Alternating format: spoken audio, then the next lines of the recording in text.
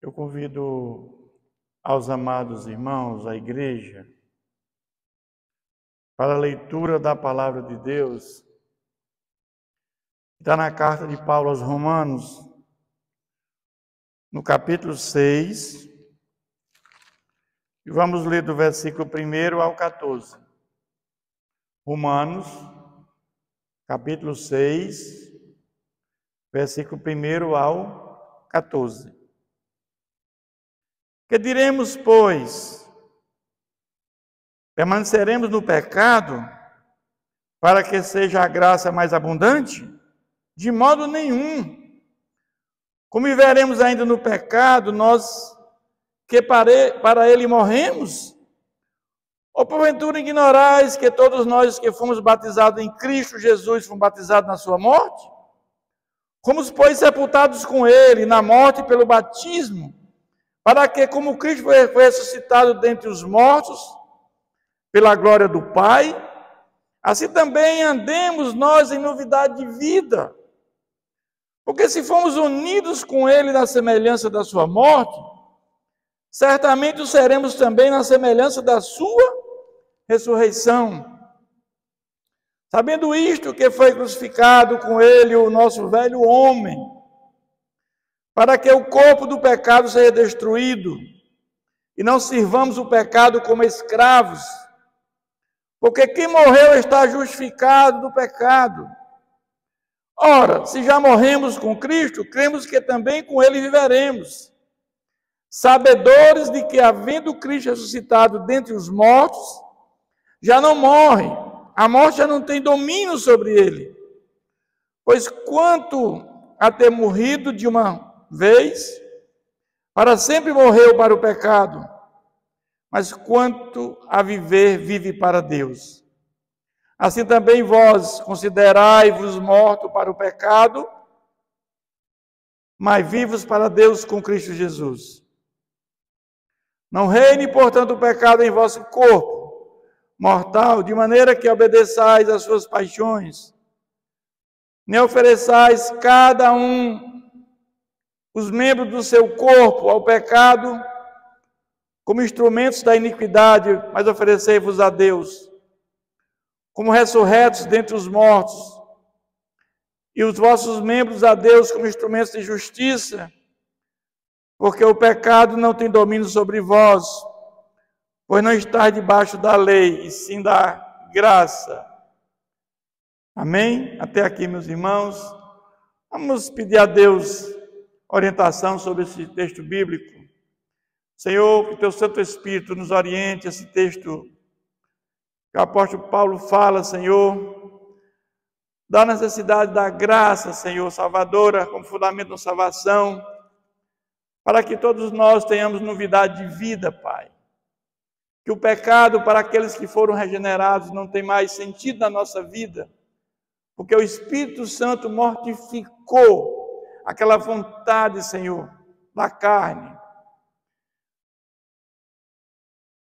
Obrigado, Pai, pelo teu amor por cada um de nós. Nos instrui, nos capacita para a pregação da tua palavra. Oramos em nome de Jesus. Amém. Eu quero, à luz desse texto, falar: desfrute da vida de Deus. O livro de Romanos, o tema da justiça é refletido da seguinte maneira. De forma macro, podemos dividir o livro em três partes. A primeira parte vai do capítulo 1 ao capítulo 8. A revelação da justiça de Deus. Na segunda parte, do 9 ao 11, a reivindicação da justiça de Deus. E no final, do 12 ao 16, a aplicação da justiça de Deus. Nós vamos ver que ele começa falando da perdição dos gentios, dos judeus, que todos pecaram, estão destruídos da glória de Deus. A justificação dos pecados através de Jesus. A demonstração que a justificação é pela fé. Essa demonstração é dada por Abraão, que foi o pai da fé.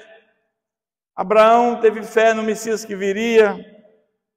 E ele vai, mais uma vez, ele vai comparar Adão com Cristo. Adão fez a coisa errada, em Adão nós morremos, nós estamos debaixo do pecado, debaixo da ira do Senhor. Mas em Cristo nós temos certeza, nós somos justificados pela fé em Jesus, pela fé em Jesus Cristo, e nós somos regenerados, nossos pecados são perdoados, e nascemos de novo, naquele momento da regeneração, somos adotados como família de Deus, e receberemos a vida eterna. Ele vai dizer, nesse capítulo, que pela graça nós somos nos libertos do pecado.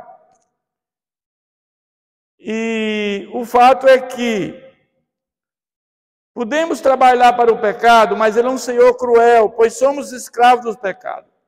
É interessante aqui nesse texto, é uma analogia que o apóstolo Paulo faz, é como o pecado fosse um senhor, e ele tem escravos. E como o senhor, como o senhorio, ele tem escravos, ele tem que pagar alguma coisa. E ele paga aos seus escravos, o patrão é o pecado, é um senhor. É a analogia que Paulo faz. E os escravos têm um salário, o salário é a morte. Podemos trabalhar para o pecado, mas ele é um senhor cruel, pois somos escravos dos pecados. E ele vai dizer em Romanos 6:23, porque o salário do pecado é a morte, mas o dom gratuito de Deus é a vida eterna em Cristo Jesus, nosso Senhor. Quando ele nos paga, o salário é a morte, a separação de Deus para sempre, morte física e morte eterna. O pecado nos leva até a morte física, que todos nós vamos morrer, mas a coisa pior que o pecado traz é a morte eterna. Você não terá nunca mais a chance de ter esse encontro com o Senhor nosso Deus. Diferentemente, em contrapartida, Deus não paga salário, mas Ele tem um dom gratuito a oferecer a nós, que é a vida eterna. Essa é a diferença.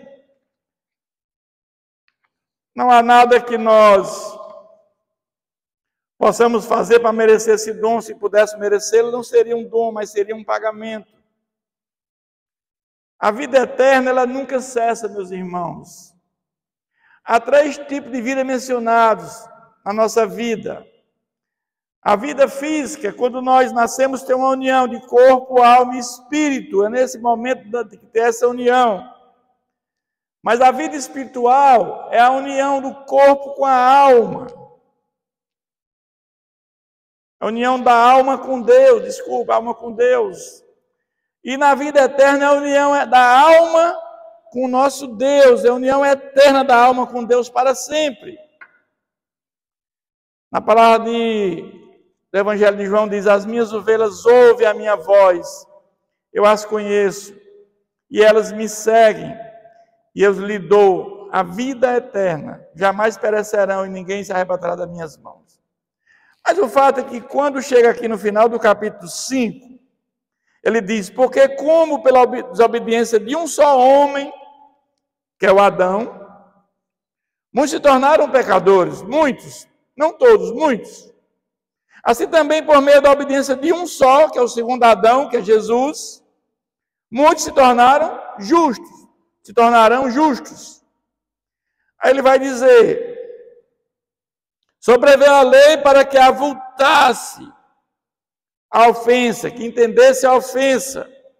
Mas onde abundou o pecado, superabundou a graça, a fim de que, como o pecado reinou pela morte, assim também reinasse a graça pela justiça para a vida eterna, mediante Jesus Cristo, nosso Senhor.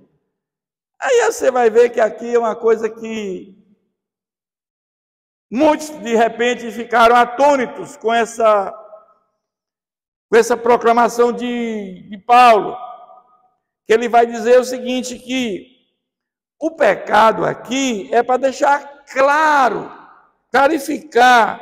A lei era para clarificar o que era o pecado, que você estava fazendo desagradava a Deus. Mas ele vai dizer que onde abundou o pecado, superabundou a graça. E aí muitos vão perguntar, Paulo, com certeza, perguntaram.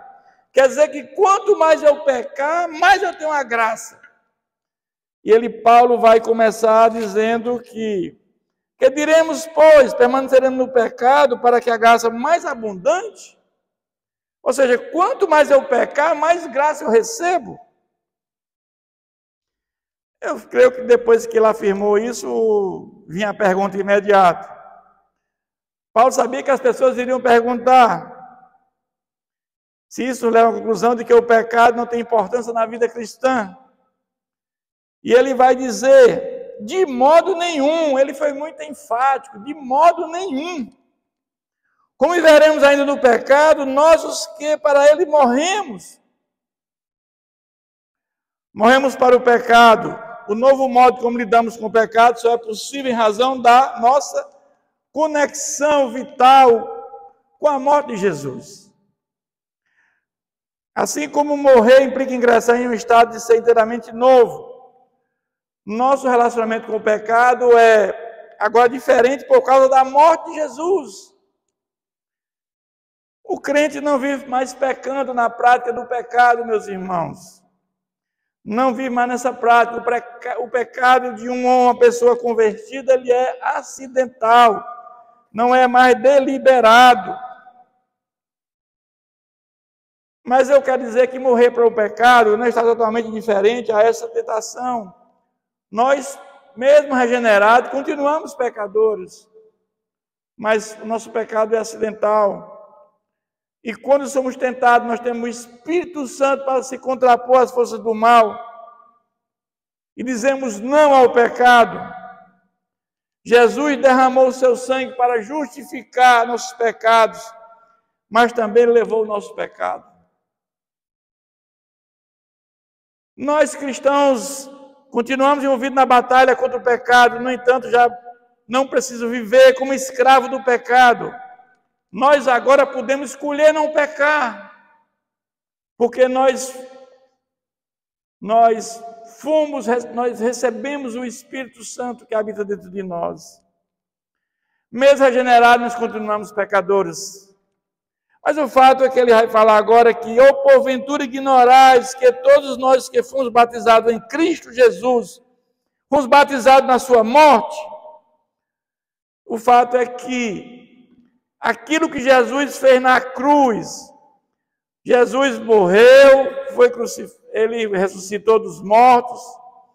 Aquilo que Jesus fez, esse batismo em Cristo é a união nossa com Cristo.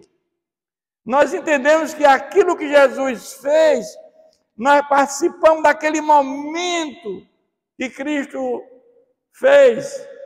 Nós morremos com Ele, ressuscitamos com Ele, esse é o batismo em Cristo. É a santificação. O crente morreu para o pecado na morte de Cristo. Eu quero dizer que Jesus é o nosso representante. O que aconteceu com ele, aconteceu comigo e com você. Ele morreu, ressuscitou, também passamos por isso. Mas nós temos que entender que, quando nós nos apropriamos disso, dessa união com Cristo, esse batismo em Cristo Jesus, nós temos a certeza que o pecado não tem mais domínio nenhum sobre nós. Fomos, pois, sepultados com Ele na morte pelo batismo, para que, com Cristo foi ressuscitado dentre os mortos, pela glória do Pai, assim também andemos em nós em novidade de vida.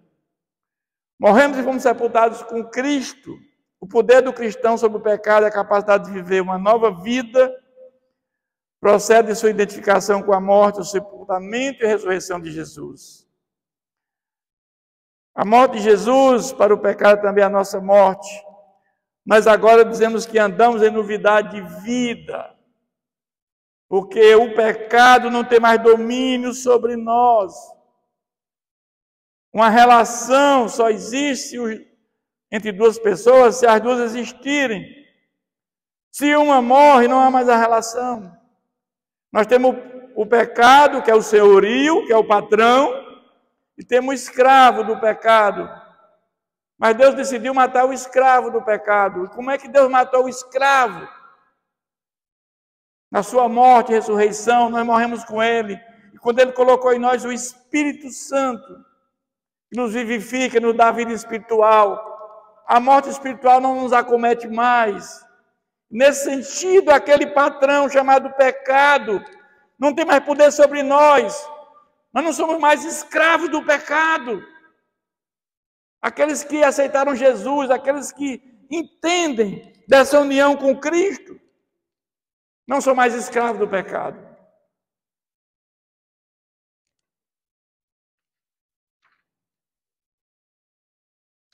A ascensão de Jesus para uma nova vida significa também começamos a desfrutar uma vida nova.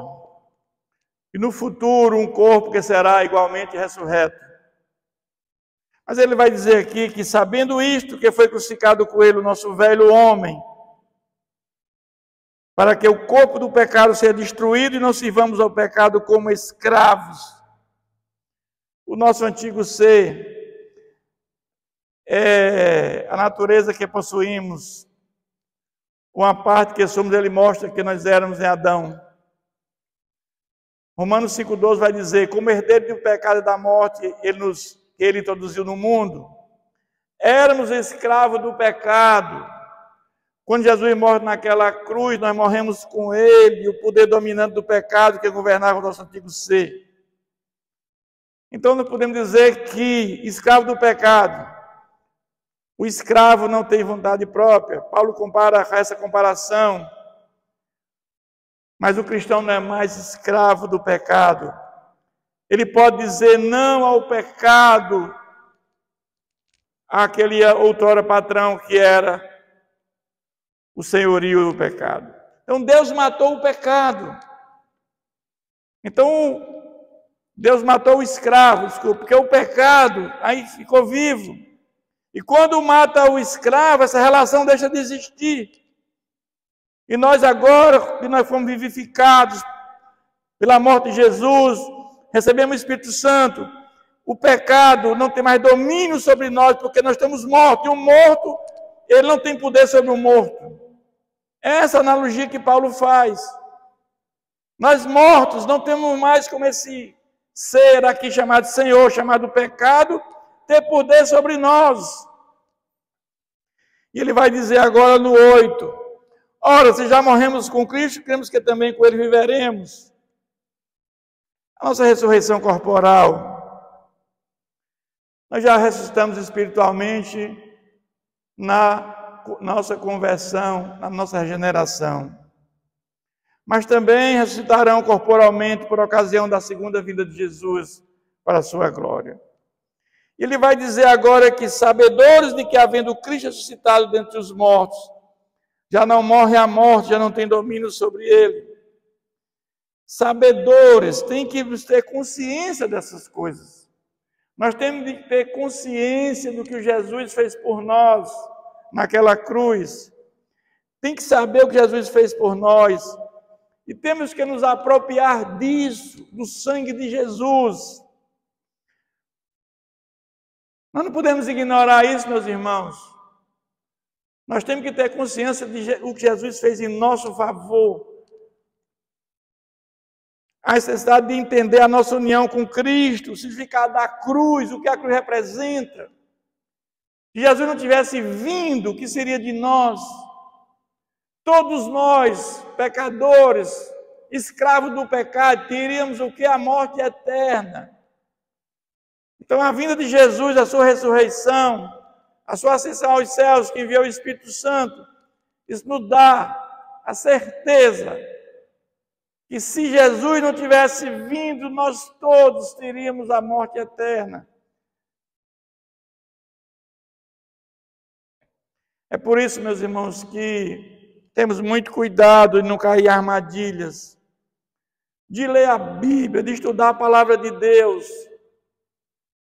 Porque tem muitas falsas doutrinas, tem muitas seitas. Eu sei que há discordância doutrinária em algumas denominações, mas tem umas que são seitas perigosas, temos que ter essa fundamentação bíblica. E ele vai dizer, pois quanto a ter morrido de uma vez para sempre, morreu para o pecado, mas quanto a viver, vive para Deus. Uma vez que morremos com Jesus, também morremos para o pecado. Essa é a analogia que Paulo faz. Jesus nunca teve sob o poder do pecado como nós estivemos. No entanto, quando ele se tornou humano, entrou para o domínio, onde o pecado reina, se tornou vulnerável, mas ele não pecou como ser humano. E ele vai dizer agora no versículo 11, assim também considerai-vos mortos para o pecado, mas vivo para Deus em Cristo Jesus. Viva assim, essa é a nossa identidade agora, viver para Cristo Jesus. Considerai-vos mortos para o pecado, viva assim desse jeito, mas vivos para Deus em Cristo Jesus. Devemos estar vivos para o nosso Senhor Jesus. E ele vai dizer, nem ofereçais cada um dos membros do seu corpo ao pecado como instrumento de iniquidade, mas oferecei-vos a Deus como ressurretos dentre os mortos, e vossos membros a Deus como instrumento de justiça. O pecado, ele não reina mais em mim, porque já morri com ele. Não recebemos mais ordem do pecado. Com a vinda de Jesus, do Messias, a era governada pela lei chegou ao fim. Quando você tem uma aliança no Sinai, agora você tem uma aliança do Calvário. Quando você tem uma nova aliança, a velha aliança fica obsoleta. É o que aconteceu. E aí nós estamos sobre a graça de Deus. O relacionamento de Deus com o seu povo sempre se caracterizou pela graça, favor imerecido. Mas agora a graça domina. Nova era, em que os cristãos vivem em Cristo Jesus. Eu quero concluir dizendo que em Cristo Deus é tanto juiz como Salvador. A justificação é pela graça, fonte de salvação, a causa é o fundamento. A graça é a causa, é o fundamento, é a fonte da salvação. A justificação é pelo sangue, a base da salvação. A base da salvação, a justificação é pelo sangue de Jesus. Mas a justificação é pela fé. Condição para a salvação. A nossa justificação é pela fé, que a condição para a salvação é a fé em Jesus Cristo. Ninguém se salva senão pela fé em Jesus. Nós, no Messias que já veio, e os nossos pais, no Messias que viria. Então, com isso eu quero dizer, meu irmão, que, embora muitos creiam que a salvação é eleição, não existe livre-arbítrio, mas eu entendo que não perdemos a capacidade de atender o chamado de Deus. E há responsabilidade humana na salvação, no sentido que, quando você escuta a palavra de Deus que ilumina a sua mente, o Espírito Santo, ele nos convence do pecado. E aí, nós temos a responsabilidade humana, sim, porque arrependimento e fé são atos livres do homem. Deus não se arrepende por mim. Deus não tem fé no meu lugar. A fé é do homem, o arrependimento é do homem. O dom da fé foi dado pela graça sois salvos mediante a fé, isso também de vós é dom de Deus, o dom da fé, mas a fé em si é do homem, o arrependimento é do homem. E ninguém verá a Deus sem arrependimento e fé, que são atos livres do homem. Regeneração e justificação são atos de Deus. Mas a santificação é um processo do homem guiado pelo Espírito Santo. Meus irmãos, que possamos entender que esse Senhor chamado pecado, ele não comanda mais a vida daqueles que estão em Cristo Jesus, porque estão mortos para o pecado. Como escravos foram mortos, nós morremos em Cristo Jesus, com Ele, com a morte dEle, com a ressurreição dEle. E o Espírito Santo que habita em nós nos vivificou, mas agora temos vida espiritual. É isso que esse texto nos diz, é um texto difícil a sua compreensão, mas importante para nossa convivência como cristão com nosso Senhor Jesus. Que Deus continue nos abençoando. Eu peço aos amados irmãos para curvarem suas cabeças, fecharem seus olhos. Vamos agradecer a Deus por mais esse momento. Senhor, nosso Deus, te agradecemos por mais esse momento de aprendizado da Tua palavra, Pai. Que ela possa ser internalizada em nossos corações, Pai. E aqueles que vão ouvir, ou pelas mídias sociais, ou aqueles que nesse momento estão ouvindo essa mensagem, Pai. Que ela seja edificadora, Pai, que ela seja entendida, Senhor. Essa comparação que foi feita, meu Pai, pelo apóstolo Paulo, esse apóstolo gentil, Senhor. Que o Senhor teve esse encontro verdadeiro, que ele teve esse encontro verdadeiro com o Senhor. E ele disse que usaria este homem para a pregação aos gentios e aos reis. Ele sofreria por causa da palavra do Senhor. Isso aconteceu. E também nós possamos, Senhor, fazer aquilo que o Senhor nos comissionou, que é pregar a Tua palavra, Pai, para todos aqueles que precisam ouvir para que a salvação e vida eterna. Oramos agradecido no nome de Jesus. Amém.